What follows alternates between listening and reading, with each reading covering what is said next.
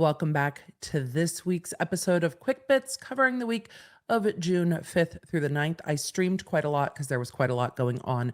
So today I am covering what happened with Joran Sloot being extradited, and I will tell you why you remember that name if you haven't gotten all the way caught up. Then a lot going on in Idaho with Bryan Kohberger and two very big hearings we need to talk about. Finally, there's a lot of lawsuits regarding ChatGPT, and I can't look away. It's like it's just sucked me in like Vanderpump Rules, and I can't stop. So we're going to be talking a little bit about those two. Let's buckle up. It's time for the Quick Bits. I'm legal analyst Emily D. Baker. This is the Quick Bits, where I break down just the main points of the pop culture and entertainment cases I'm currently covering on YouTube and the Emily Show podcast. Let's get into it. It is summer season, and I know that that means you are probably very busy. I am also probably very busy. Well, no, I'm going to be very busy. So we are going to have some schedule shifts with live streams and the rest of it. Make sure you are signed up to lawnerdalert.com. Just go to www.lawnerdalert.com. It's our free email list, and it will make sure you stay in the loop when we have upcoming live streams, when Quick Bits episode drops, when there's new podcast, especially as the schedule shifts around a little bit for the summer. So make sure you sign up now. It's free, and it will keep you in the loop with all the things, especially when you're looking to stay up to date quickly. First, we're going to talk about the podcast episode from this week because on the Emily Show, I talked about the extradition of Joran Sloot. It's a name you might recognize.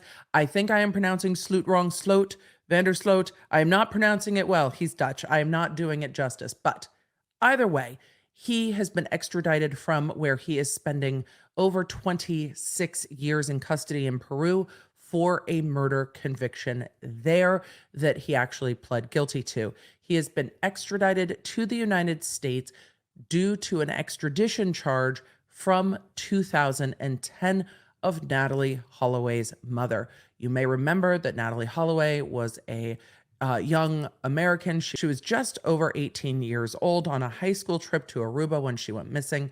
And Joran Sloot was the prime suspect in that unsolved disappearance. She was declared legally dead in 2012 after that 2005 disappearance. In 2010, it's alleged that Sloot called or tried to reach Natalee Holloway's mother through the mother's attorney and demanded $250,000 for information about what happened to Natalee Holloway and where her remains were located. Some money was transferred to Sloot. The attorney flew down to Aruba and met with him. Sloot showed the attorney a location where he said Natalee's remains were located, and all of that was being tracked by the FBI and others. He was then charged with extortion, later then indicted by a grand jury for extortion in 2010. But by that time, he had left Aruba and could not be extradited and had gone to Peru. It was May 30th, 2010 that he committed that murder in Peru that he subsequently pled guilty for and is now serving a prison sentence for. So he is back in the United States to stand trial for that 2010 indictment on extortion and wire fraud. I went through the court record. There's some really strange stuff in there. There is a motion that was filed pro per, but the person who filed it was Joran Sloot's wife, they say. At the time, it was a handwritten motion. It can't be pro per because that's in reference to the defendant representing themselves, and this is not a defendant in the case, nor a lawyer, but wrote that she knew that it was not Joran Sloot that killed Natalee Holloway, that it was his father.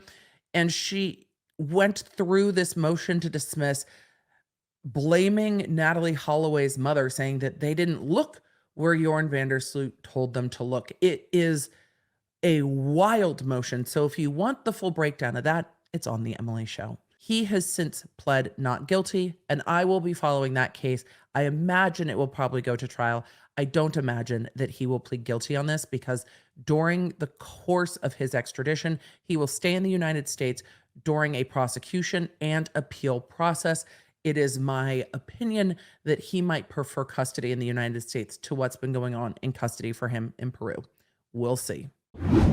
let's talk real quick about everything going on with ChatGPT. These two lawyers in New York filed motions citing 6 cases that apparently ChatGPT just made up.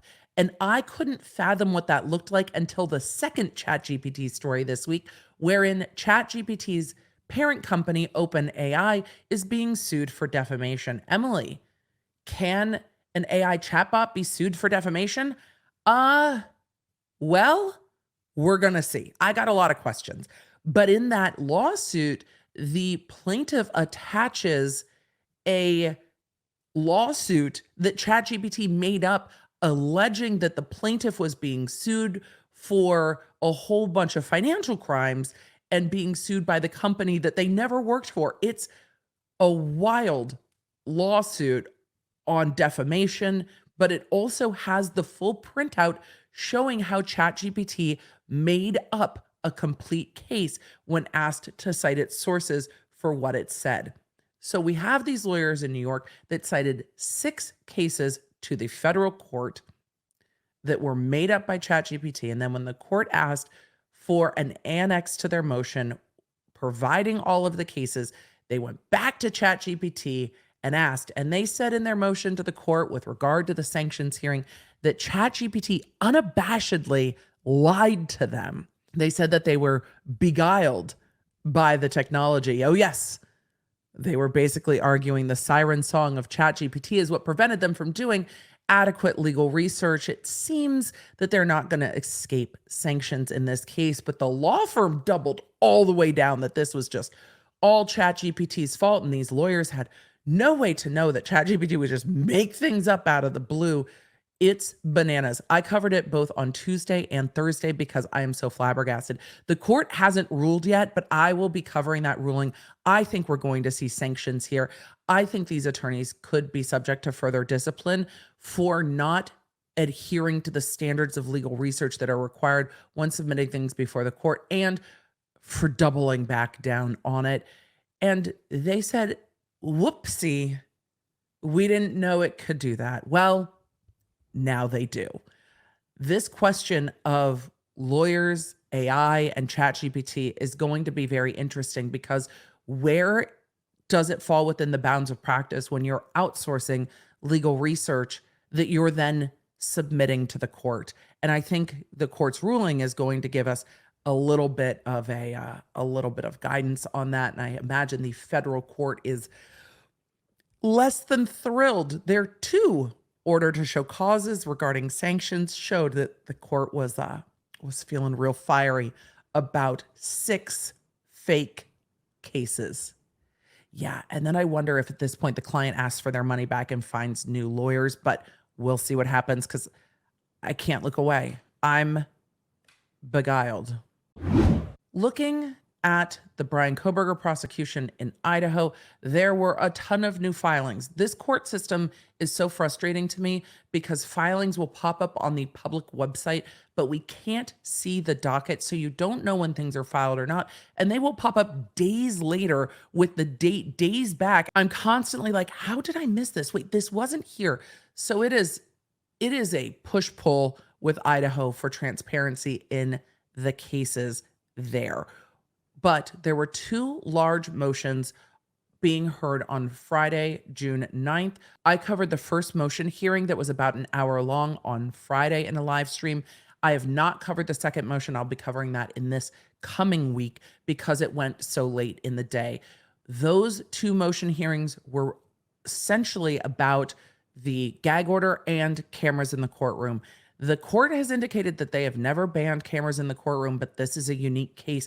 I ranted a bit on Friday about why I believe cameras are important in the courtroom, and the court has indicated that an open to the public court means, well, that the public can come in, that news media can come in and report what happens, but that doesn't necessarily extend to technology and cameras in the courtroom. So we will see what this court decides to do. I hope that they take a note from the court in Paltrow, from the court in Brooks, and the court can put limitations on it. Hey, you need to focus on who's talking. You can't just zoom in on the defendant the entire time. and uses some reasonable limitations instead of just yeeting cameras entirely from the courtroom. And I hope that's what they don't do. I hope that's a last resort for them. Furthermore, there were also hearings on the gag order. The court has not ruled on these yet. Those rulings will be coming in writing down the road. But the attorneys for the Gonsalves family, Shannon Gray, was arguing that he is not to be restrained by the court's gag order and that it's overbroad because he's not the attorney for a party. So he shouldn't be part of that gag order. He should be able to speak to the media. And the court sassed back at him at one point and said, well, I've seen you on the media. So where are you restrained? And it was a push-pull between Shannon Gray saying, Your Honor, I think you're missing the point, and I don't think you have the authority to do that. And the court saying, oh, I assure you I understand, and I assure you I have the authority to do this. But where is this gag order in relation to victims' families and any representation they might have? Are they restrained? Are they not restrained? And are different agencies using the gag order as an excuse to not turn over records, which is what we see in the media's argument about the gag order. The media argument was in the afternoon on Friday, and they're arguing that the gag order is so broad that law enforcement agencies, even those not right in Moscow, Idaho, aren't turning over things like 911 calls and past records, citing back to the gag order. And we saw a lot of motions and affidavits of individuals in the media trying to obtain information through public records requests from law enforcement, and even interviews, and that they're not able to do so. But the court's already clapped back on some of that too, saying there are stories about this case daily. So how is the media being constrained here when they are putting things out about this case almost daily? There are also some other motions that I went over on Friday while we were waiting for all of the hearing footage to come in, because right now Idaho is releasing those on a delayed basis. We have the defense asking for more time with regard to presenting any alibi information that they might use at trial to the prosecution, saying they need to go through all of what the prosecution's turned over before they can turn that over. I think the court will grant that. We had some motions to seal discovery that's being turned over with regard to the victims and others, that those are going to be sealed. They will only see the light of day for the public if things are used at trial. Those are really fairly standard procedure.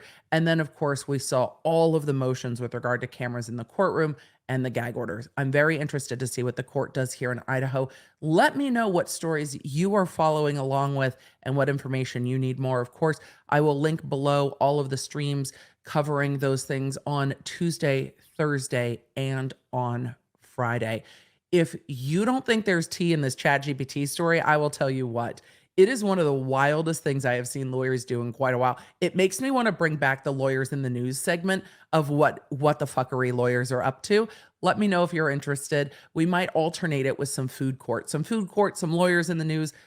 But I am going to be covering the growth of AI and law, because if you can sue AI for defaming someone, how do you get to a public figure malice statement that the AI willfully disregarded the truth? I don't know. I don't know how we get there, and I'm real interested to find out what the courts are going to do with it. All right. I will see you in the next one. Thanks for being a law nerd. Thanks for being with me for the quick bits. I hope you have a great week. For deep dives into the stories that I covered here, you can find them on my YouTube channel at The Emily D. Baker and The Emily Show podcast. I stream every Tuesday and Thursday. The podcast goes live on Wednesdays. And if you want more law nerd community, come join us at lawnerdsunite.com.